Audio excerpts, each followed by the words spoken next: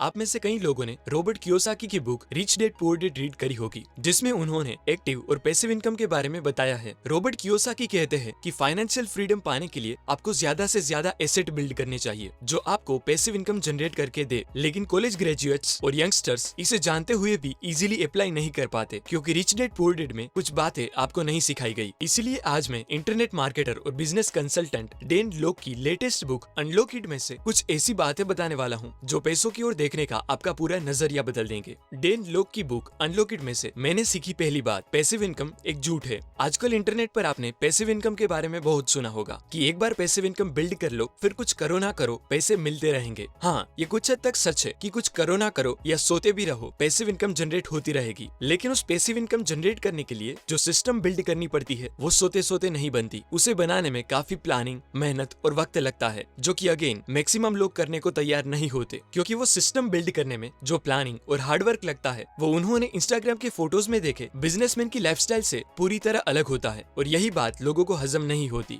आज की डेट में जो बड़े बड़े बिजनेसमैन हैं, जैसे कि Jeff Bezos, Bill Gates, Mukesh Ambani, Jack Ma, ये लोग चाहें तो अपनी पूरी जिंदगी अपने बिजनेस से जनरेट की हुई पैसिव इनकम से अच्छे से गुजार सकते हैं, क्योंकि उनके बिजनेस के ओवरऑल कंट्रोल के लिए एक अच्छी खासी सिस्टम होती है, जिससे उनके बिजनेसेस उनके ऑफिस जाने या ना जाने पर डिपेंडेंट नहीं होते। और इसी वजह से अगर ये लोग चाहे तो आराम से अपनी पूरी जिंदगी सोते, खाते पीते और घूमते हुए गुजार सकते हैं। लेकिन मजे की बात ये है कि आज उनके पास इतना सब कुछ होते हुए भी ये लोग हर सुबह ऑफिस जाके काम करते हैं, जबकि दूसरी तरफ एक एवरेज इंसान है जो हर वक्त ये सोचता रहता है कि वो कहां से थोड़ी बहुत पैसिव इनकम जनरेट कर ले ताकि वो बिना कोई काम किए आराम से अपनी पूरी जिंदगी गुजार सके। अगर आप पैसिव इनकम की डेफिनेशन देखो तो एट द एंड उसका मतलब निकलता है कुछ किए बिना ही इनकम जनरेट करना, जबकि दुनिया में कोई भी चीज ऐसे वर्क नहीं करती। रियल एस्टेट और इन्वेस्टिंग से लेकर ऑनलाइन प्रोडक्ट बेचने तक सब चीजों में कांस्टेंट कुछ ना कुछ एफर्ट लगता है, क्योंकि मार्केट बदलता है, गवर्नमेंट पॉलिसीज बदलती है और लोगों की जरूरतें भी बदलती रहती है। इसीलिए डेन लॉक कहते हैं कि ये पैसिव इनकम को हमें रिप्लेस करना चाहिए नए वर्ड लेवरेज इनकम से, जिसका मतलब है दूसरे लोगों का टाइम, रिसोर्सेस और टेक्नोलॉजी का यूज करके आपके मिनिमम एफर्ट से मैक्सिमम आउटपुट पाना। जैसे अमेजोन और फेसबुक के लिए इंटरनेट लेवरेज है तो स्विगी और जोमेटो जैसी सर्विसेज के लिए डिलीवरी बॉय लेवरेज है, तो ओला और उबर के लिए दूसरे लोगों के व्हीकल्स लेवरेज की तरह काम करते हैं। यानी कि आज के टाइम में वेल्थ क्रिएट करने का बेस्ट वे है टेक्नोलॉजी और रिसोर्सेज का लेवरेज लेके काम करना, ना कि सिर्फ पैसिव इनकम के भरोसे बैठे रहना। अनलॉक इट में से मैंने सीखी दूसरी बात, understand the wealth triangle. Dan Lok कहते हैं कि वेल्थ बेसिकली दो तरह से क्रिएट करी जा सकती है, एक स्लो वे में और दूसरे फास्ट वे में। स्लो वे वेल्थ क्रिएट करने का ट्रेडिशनल तरीका है, जिसे आपके रिलेटिव्स से लेकर आपके कॉलेज प्रोफेसर्स तक सब लोग यही फॉलो करते होंगे, और आपको भी स्लो लेन चूज करने के लिए कहेंगे कि अच्छे मार्क्स लाओ जिससे अच्छी सैलरी वाली जॉब मिले, और बचत कर करके अलग अलग इन्वेस्टमेंट स्कीम में अपना पैसा इन्वेस्ट करे, ताकि शायद 30 से 40 साल बाद जब आप बूढ़े हो जाओ तब वो पैसा आपको अच्छी लाइफ जीने में काम आए। ये स्लो लेन में दो प्रॉब्लम है, पहला कि ये बहुत ही स्लो है और दूसरा कि ये डिपेंडेंट है दूसरों पर, यानी कि आपको सैलरी देने वाले बॉस और आपने जिस कंपनी के स्टॉक खरीदे हैं उस कंपनी के परफॉर्मेंस पर, मतलब आपके कंट्रोल में कुछ नहीं होता। जबकि दूसरा रास्ता है फास्ट वे, मतलब एक ऐसी सिस्टम बिल्ड करना जो इस वेल्थ ट्रायंगल को सेटिस्फाई करे, जिसमें फर्स्ट है हाई इनकम स्किल, यानी कि ऐसी स्किल जो आपको $10,000 पर मंथ या उससे भी ज्यादा इनकम जनरेट करके दे। अगर आपने नोटिस किया हो तो आज इंसानों की जगह रोबोट्स काम करने लगे हैं और कंपनीज फुल टाइम एम्प्लॉय से काम करवाने की बजाय अपना वर्क कॉन्ट्रैक्ट के जरिए आउटसोर्स करने लगी है, क्योंकि मार्केट स्किल चाहती है, कागज की डिग्रियां नहीं। अब जॉब इकोनॉमी ट्रांसफर हो रही है स्किल इकोनॉमी में। इसलिए ऑथर कहते हैं कि अगर आप फाइनेंशियल स्टेबिलिटी चाहते हो तो खुद का बिजनेस स्टार्ट करने से पहले हाई इनकम स्किल डेवलप करो, ताकि आप उस हाई इनकम स्किल से अपना बिजनेस इजीली ग्रो कर पाओ। डेन लोग कहते हैं कि पैसा कभी क्रिएट नहीं होता, वो सिर्फ ट्रांसफर होता है, और मार्केट में आप जितनी ज्यादा वैल्यू डिलीवर करेंगे उतनी ही ज्यादा आपको पैसे मिलेंगे। इसलिए ही तो कई पब्लिक स्पीकर्स की कुछ घंटों की फीस नॉर्मल जॉब करने वाले पर्सन की पूरे साल की इनकम से भी ज्यादा होती है, क्योंकि वो स्पीकर या कंसल्टेंट वो कुछ घंटों में कंपनी को इतनी वैल्यू डिलीवर करके इतना प्रॉफिट करवा सकता है जो वहाँ पर जॉब करने वाला एम्प्लॉय शायद पूरी लाइफ में ना कर सके। इसलिए कंपनी उस पब्लिक स्पीकर को कुछ ही घंटे बोलने के लिए उनके एम्प्लॉय की एनुअल इनकम से भी ज्यादा पे करती है। कंसल्टिंग, कॉपीराइटिंग, पब्लिक स्पीकिंग और डिजिटल मार्केटिंग ये सब हाई इनकम स्किल है। अब मानो आपके पास कॉपीराइटिंग मतलब सिंपल चीजों को राइटिंग के थ्रू इन्फ्लुएंशियल वे में प्रेजेंट करने की स्किल है, और एक कंपनी है जो ऑनलाइन प्रोडक्ट सेल करती है और उनकी कन्वर्जन रेट है 1%, मतलब हर 100 लोगों में से सिर्फ एक ही पर्सन उनकी वेबसाइट से कुछ खरीदता है, और कंपनी का ईयरली टर्नओवर है 10 crore rupees. As a copywriter आपने उनकी वेबसाइट पे कुछ चेंजेस किए, जैसे कि प्रोडक्ट्स की हेडलाइन और डिस्क्रिप्शन को चेंज करके थोड़ा इन्फ्लुएंशियल वे में लिखा और उनके लिए कुछ एड डिजाइन करी। आपकी इस चेंजेस की वजह से कंपनी की कन्वर्जन रेट 2% हो गई, यानी कि अब हर 100 लोगों में से 2 लोग उनकी प्रोडक्ट खरीदने लगे। मतलब कंपनी का टर्नओवर 10 करोड़ से सीधा 20 करोड़ हो गया, सिर्फ आपके इन्फ्लुएंशियल राइटिंग की वजह से। अब थोड़ा सोचो कि जिस पर्सन की वजह से कंपनी का टर्नओवर डबल हुआ हो, कंपनी उसे कितना पैसा देगी। ज्यादातर लोग अपनी इनकम इंक्रीज करने के लिए ज्यादा घंटे काम करते हैं, लेकिन वो ये नहीं जानते कि वो अपने टाइम की वैल्यू इंक्रीज करके, यानी कि हाई इनकम स्किल सीख के भी ज्यादा इनकम जनरेट कर सकते हैं।